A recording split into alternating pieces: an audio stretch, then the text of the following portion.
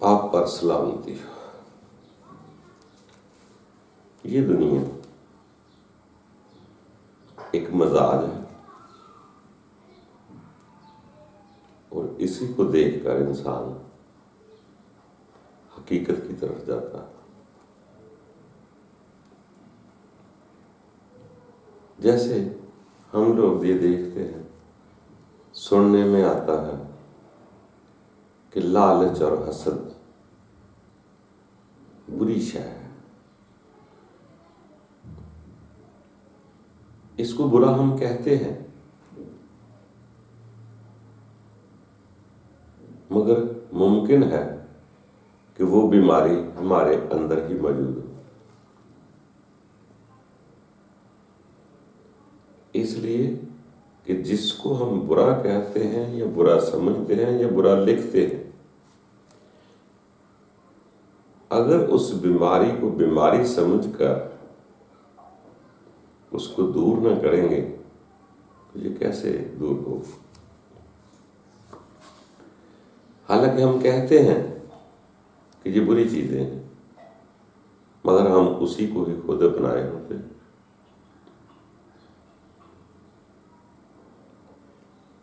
تو جس بیماری کو بھی ہم زیادہ دیر اپنے اندر چلائیں گے وہ ہمیں بری نہیں لگے گی،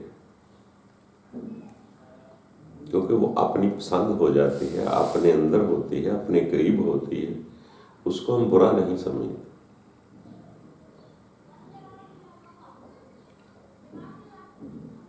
حسد، لالچ کی بیماری کو ہمیں سمجھنا چاہیے یہ ہے کیا۔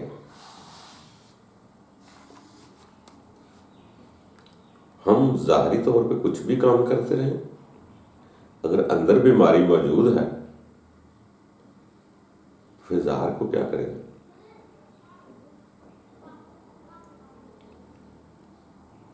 اگر انسان کے اندر حسد بسا ہوا ہے یا لالچ بسا ہوا ہے تو یقین جانو جب یہ بیماری جاگتی ہے تو یہ مرغی کے چھوٹے بڑے انڈے سے بھی حسد پیدا ہو جاتا ہے کہ بڑا انڈا میں لے لوں، چھوٹا دوسرا لے۔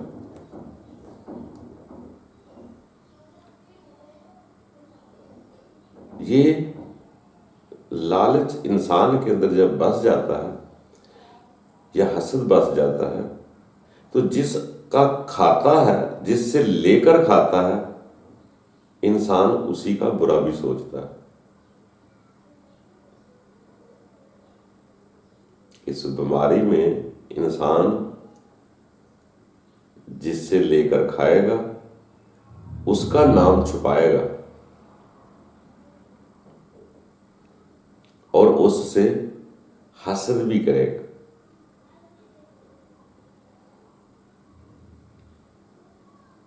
تو یہ چھوٹی سی بیماری انسان خود کو بھی جلاتی ہے اور دوسرے کو بھی پریشان کرتی ہے۔ اگر میں یہ کہہ دوں کہ یار کوئی بات نہیں، دوسرا انڈا بڑا والا کھا لے، میں چھوٹے پہ قناعت کرتا ہوں، دوسرے کا دل خوش ہوگا تو آپ کا دل بھی خوش ہوگا۔ جب ہم دوسرے کو چھوٹا انڈا دیں گے، خود بڑا انڈا کھائیں گے تو خود کے اندر لالچ بھی پیدا ہو گیا، اگر دوسرے کو جب محسوس ہوگا اس کے اندر دکھ پیدا ہو جائے۔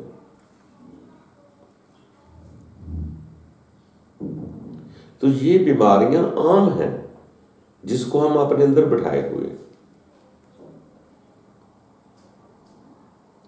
شروع میں ہم اپنے اندر حسد کر کے جلتے ہیں،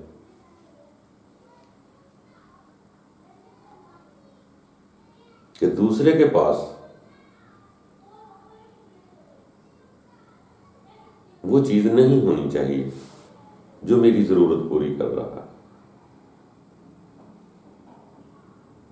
مجھے ملے نہ ملے پر دوسرے کو نہیں ملنی چاہیے۔ اسی طرح پہلے خود جلتا ہے پھر دوسرے کو پریشان کرتا ہے۔ تو اسی لیے پھر سیانے لوگوں نے فرمایا کہ پہلے آپ خود جلتے ہو، اپنا حسد اگر ختم ہو جائے تو دوسرے والے کا حسد آپ کو پریشان کر دے گا. تو پھر اس لیے انہوں نے فرمایا کہ ان چیزوں سے، ان مزاج سے کوئی نہ کوئی آپ کو حسد والا بھی ملے گا یا خود کے اندر حسد ہوگا. تو پھر وہ ان چیزوں سے بہت اوپر نکل جاتے ہیں. اس مزاج کو سمجھ کر دنیا کے مزاج کو دیکھتے ہیں. اس بیماری کا خاتمہ جو ہے میں نہیں دور کر سکتا. یہ بیماریاں بہت پرانی ہیں. تو وہ لوگ مجاز سے نکل کر اس حقیقت کی طرف چلے جاتے ہیں کہ میں جس کا کھاتا ہوں وہ میرا رب ہے، جو مجھے دے گا سو کھا لوں گا، تھوڑا ملے زیادہ ملے مجھے فکر نہیں. وہ نہ لالچ کرتے ہیں نہ حسد کرتے ہیں. جو مل گیا ٹھیک ہے، جو نہ ملا ٹھیک ہے. بلکہ وہ جس کا کھاتے ہیں اسی کے گن گاتے ہیں کہ رب ہی رزق دے رہا ہے، وہ رب رب ہی کرتے ہیں.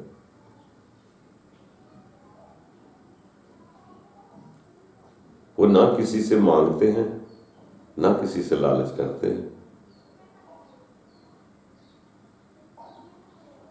وہ ہر جگہ پہ یہی ہوگا کہ جو ملا ہے میرے رب نے دیا ہے. اس کو کوئی بندہ بھی دے دے گا نا، وہ بندے کا شکر نہیں ادا کرے گا، وہ اپنے رب کا کرے گا، اسی کو سجدہ کرے گا. کہ اگر میرا رب اس کے دل میں نہ ڈالتا وہ کبھی نہ دیتا. اس نے مجھ پر احسان نہیں کیا، مگر لینے والا جب خدا کو سجدہ کر دیتا ہے، اس کا شکر بجا لاتا ہے، تو اس دینے والے کا قبول ہو جاتا ہے.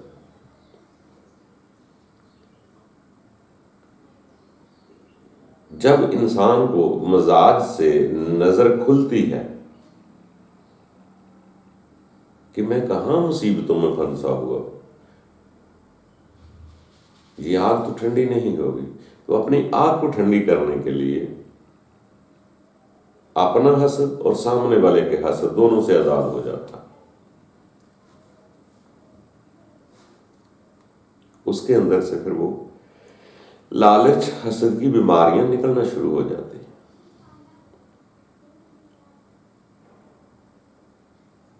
تو وہ جب اس طرف چلے جاتے ہیں تو رب تعالیٰ ان کے دلوں کو سکون دیتا ہے، حسد نکالتا ہے، دوسرے کے حسد کی فکر نہیں رہتی، تو مزاج سے حقیقت کی طرف چلا جاتا ہے. یہ دنیا ہی سب کچھ سکھاتی ہے، تو انسان کو سمجھ آتی ہے یہ رہنے کی جگہ نہیں ہے. جب ان بیماریوں کو روگ دیکھتا ہے تو پھر ادھر سے تو انسان اتنا بیزار ہو جاتا ہے، اپنے رب کی طرف رجوع کرنا شروع کر جاتا ہے.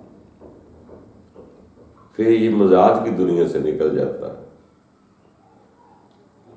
حقیقت کی نظر کھل جاتی ہے، اصل کی طرف جانا شروع کر دیتا ہے کہ میں تو یہاں مسافر ہوں، کب تک ہوں، میں نہ بھی لالچ کروں گا تو کیا ہوگا، یہاں سے چلا جاؤں گا، موت آ جائے گی، کلو نفس ذائقۃ الموت ہو جائے گا. جب وہ مزاج کے ذائقے نکالتا ہے تو حقیقت کے سرور آنا شروع ہو جاتے ہیں.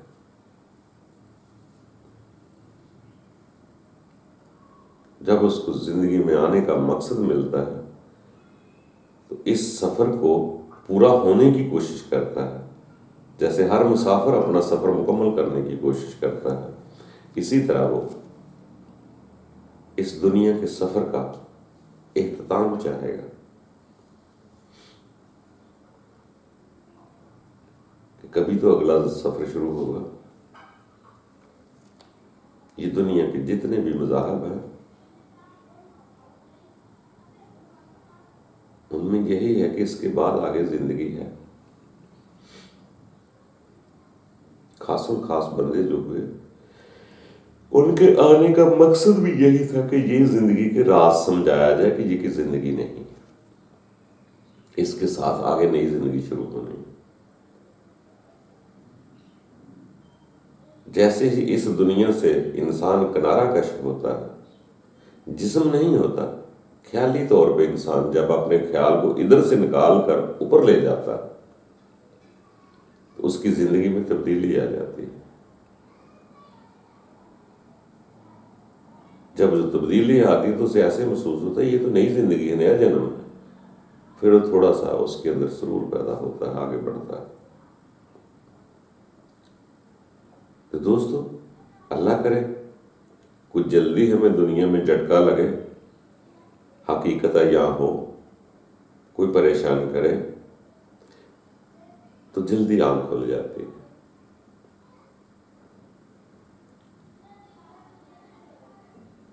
اس دنیا کی چوٹوں سے ہی دنیا کی حقیقت کھلتی ہے، مصائب سے ہی پتہ چلتا ہے کہ یہ زندگی رہنے کی جا نہیں. تو ہر شے کو مہمان سمجھے گا. جب خود مسافر ہو گئے نا، غم کو بھی مہمان، خوشی کو بھی مہمان ہی سمجھے گا. اگر کوئی خوشی لے کے آئے گا یا وہ اچھا آئے گا تو وہ خوشی دے کر جائے گا، اگر کوئی برا بھی آئے گا تو وہ بھی بہت کچھ سمجھا کے جائے گا، دنیا کی حقیقتیں سمجھا جائے گا. تو اچھا برا کچھ بھی برا نہیں ہوتا. سب کو جب انسان اچھا سمجھ لیتا ہے، یا ہر شے آنے والی کو رب کی طرف سے سمجھ لیتا ہے کہ زمین و آسمان کے درمیان ہر شے اسی کی ہے، تو انسان کو اطمینان آ جاتا ہے. انسان اس زندگی سے آگے جانے کی کوشش کرتا ہے. اس لیے سیانے کہتے ہیں یہ دنیا دل لگانے کی جگہ نہیں، عبرت ہے یہ تماشا نہیں. کوئی رب کے خاص و خاص بندے جس کو آپ خاص سمجھتے ہیں، کبھی ان کی زندگی کی سٹڈی کر کے دیکھیں تو زندگی میں اتنی خوشیاں نہیں ملی جتنے مصائب ملے. اور ان مصائب نے ہی سکھایا. تو بڑے لوگوں کو کہنا پڑا کہ یہ زندگی آزمائش ہے، امتحان کا. اور انہوں نے آسانیاں بتلائیں کہ رب کے پاس کیسے جانا ہے. اس دنیا کی محبت دل سے نکال دو، رب کی محبت قریب کر لو. اگر وہ محبت ہوگی تو ہر آدمی اپنی محبت کے پاس جانے کو جی چاہے گا. وہ لوگ پھر رب سے محبت کرنا شروع کر دیتے ہیں. جو مل جائے شکر ہے، جو نہ ملے اس پر صبر ہے. وہ لوگ بڑے درد دل والے ہوتے ہیں، وہ کسی کو تکلیف نہیں دیتے. وہ برے کو بھی دکھ نہیں دیتے، اچھے کو کیا دینا. وہ کہتے سب کچھ رب کا ہے. تو اس لیے جب یہ حقیقت کے راز کھلیں گے تو سمجھ آئے گی کہ ہر شے قبضہ قدرت میں ہے، اس کی گرفت میں ہے. پھر انسان کے دل کو تھوڑا سا اطمینان ملتا ہے کہ آندھی آ رہی ہے تو یہ بھی قدرت کی طرف سے، ٹھنڈی ہوا آ رہی ہے تو یہ بھی قدرت کی طرف سے، گرمی ہے سورج کی تو قدرت کی طرف سے، چاند کی سرور نما ٹھنڈک ہے تو یہ بھی قدرت کی طرف سے. جب تک دونوں چیزیں ہم قدرت کی طرف سے نہ سمجھیں گے، پھر سردی میں بھی پریشان ہو جائیں گے اور گرمی میں بھی ہو جائیں گے. گرمی اور سردی کے جوڑے سے ہی نظام کائنات چل رہا ہے، اور اس کی حکمتیں ہیں جو ہمیں سمجھ نہیں آتی. جب یہ پتہ چل جائے گا کہ یہاں سردی میں رات کو سکون ہے، وہاں دن کی روشنی میں بھی کچھ فائدے ہیں. جہاں لحاف سے سردیوں میں سکون ملتا ہے، وہاں گرمی سے بھی جراثیم سڑتے ہیں، جلتے ہیں۔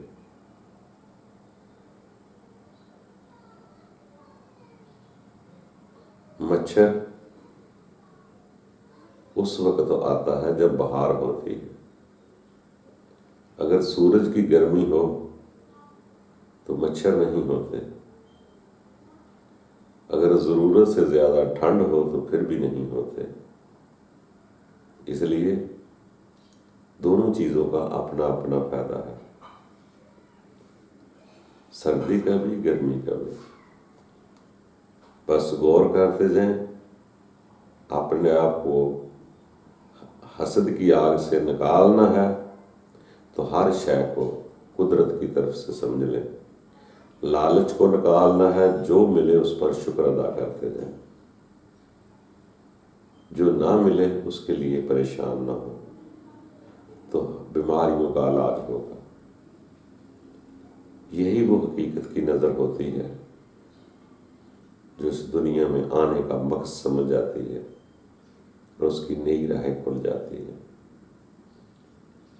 دوستو، آگے بڑھتے رہو، یہ زندگی آزمائش سے ہے، آزمائش سے گزرنا پڑتا ہے، گھبرانا نہیں چاہیے۔ جو اپنے ہو کر بھی زیادتی کرتے ہیں، یقین جانو وہ بھی آپ کو دنیا ہی کی حقیقت ہی سمجھاتے ہیں کہ جو دنیا تیرے رہنے کی جا نہیں۔